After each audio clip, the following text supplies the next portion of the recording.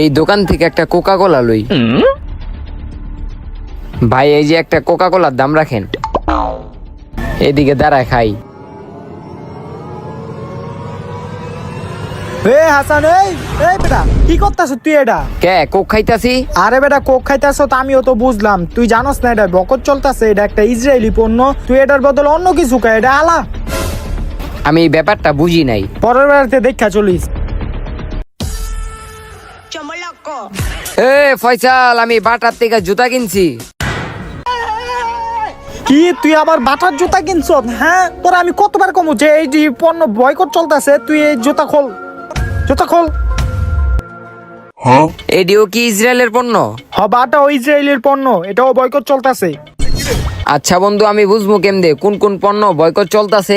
আচ্ছা তোরে আমি একটা ছবি পাঠাই দিই, ওই জায়গায় সবকিছু দেওয়া আছে, তোর হোয়াটসঅ্যাপটা চেক কর, গেছে গা।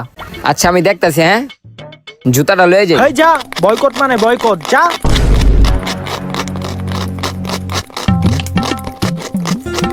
কিরে এটা ফয়সালে না? ওই দিয়ে আইফোন চলাইতাছে। এটা হালা। কিরে হাসান, তুই আমার 2 লাখ টাকার ফোন ভাঙলি কে? এটা জানোস না আইফোন বেটা? তুই জানোস না এই আইফোনে বয়কট চলতেছে? তুই এটা কইতে দেখলি বয়কট চলতেছে? এই দেখ তাহলে, এই দেখ, দেখছ?